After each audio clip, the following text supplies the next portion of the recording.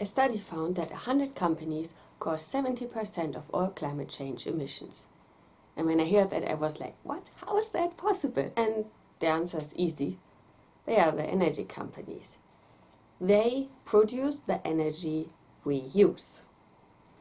Here at the top of the list you can see at 14% China coal.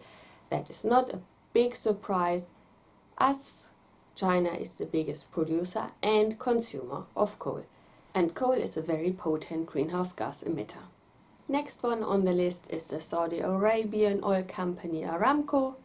Here you can see with 4.5%. Please keep in mind that the nations associated with these companies do not use all the energy themselves. Next on the list is a Russian company Gazprom, here with 4%, and what you can see here, coal, oil, gas. And next one you've got the Iranian oil company at 2%.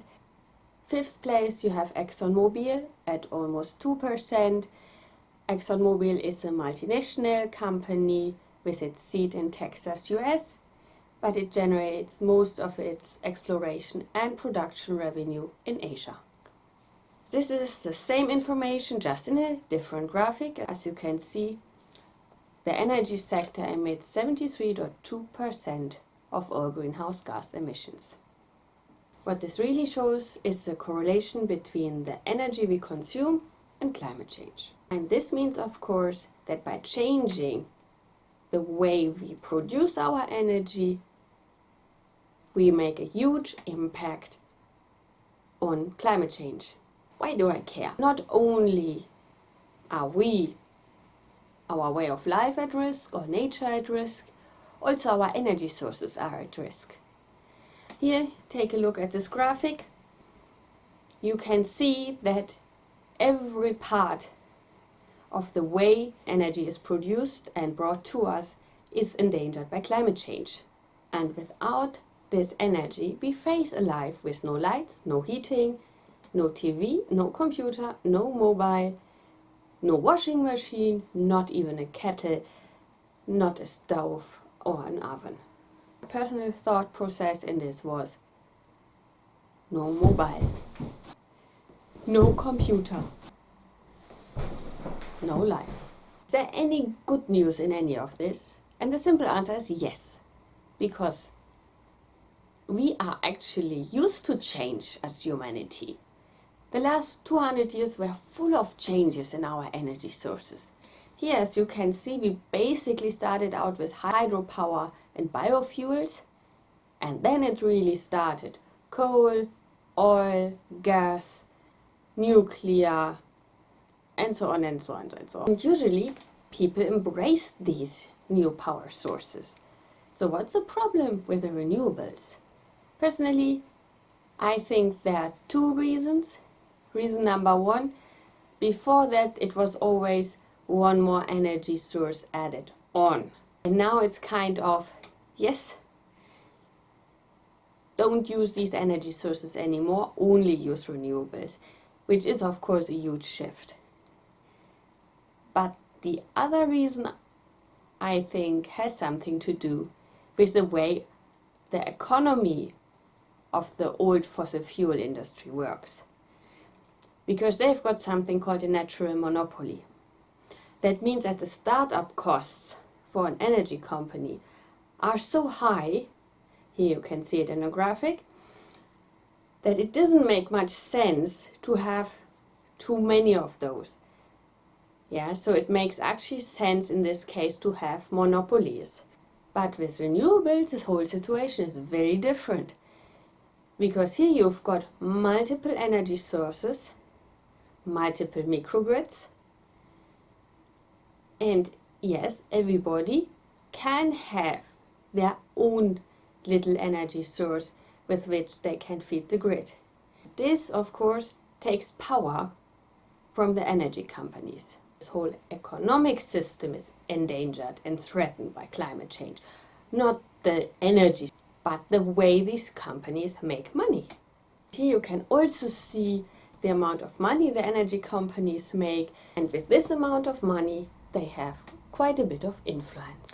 I was always a bit suspicious about these rumors that the energy companies were funding anti-climate research or were actually discrediting climate research. And the main reason was basically, well, they just use the renewables, and I mean, why would they? Now, having looked into depth why they could maybe have an interest in that, let's take a look what the actual evidence says. I found ExxonMobil. Here I will only show you one study and one report. The study is from 1957, and there you can see already that in 1957 ExxonMobil, back then it was called Humble Oil, knew that burning fossil fuel leads to rising CO2 levels. So by the 1970s, they basically knew that burning fossil fuels and using fossil fuels as an energy source would lead to climate change. Here you can see that there are some things they were off about, so like the polar ice shields are not affected. They are affected. So, and here you can see now the report. It's from 2019. It was done by the George Mason, Harvard and Bristol universities. The goals of ExxonMobil you can see here. So basically what they wanted was uncertainty instead of certainty that their product was killing us. So now here, let's walk through the 6 different denial methods ExxonMobil has used. So the first one is scientific denial, basically casting doubt on the scientific research. Not saying it's untrue or false, because that would have been easy to prove. But there is a second side, there are scientists with different opinions, even if 99% of all scientists have this opinion. The second one, of course, is economic denial.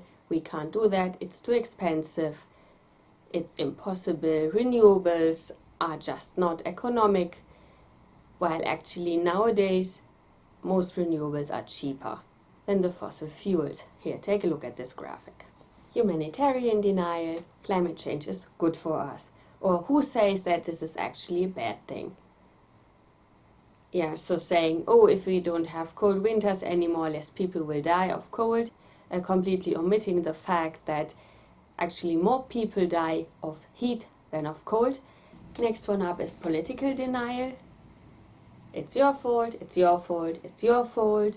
US pointing at China, China pointing at the US. Then we've got crisis denial. Climate change will come, but it won't be so bad, it won't be in your lifetime. The last one is ideological denial. That kind of goes back to the economy, because one of the ways our countries at first tried to curb fossil fuels was, of course, with rules and regulations. And so the energy companies decided to fund right-wing think tanks and right-wing politicians because they had something against regulations and rules. Now I wanted to take a look at what did these companies actually achieve. And what I found was a bit surprising to me at first. Here you can see 1992, 1999, 2008, the numbers of people who believe in climate change and who believe it's a very serious problem don't really change much. Then 2009, I was like, oh, here's a change. But then I thought for a second, of course, this is the year of the financial crisis, 2010 to 2021. The numbers are basically climbing back up. The energy companies don't seem to have achieved much, right? Then I took a second look at a different part of the data. And that is taking action against climate change. There hasn't been a lot of change over the last 20 years. And here you can see it in a different statistic. Between 1990 and 2010, there was not much change. It's never too late to take action. 70% of all emissions come from the energy sector.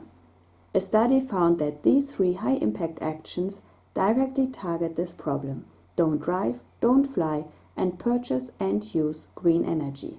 Electricity is the one power source which is easiest to change from fossil fuels to renewables. That is what my next video is all about.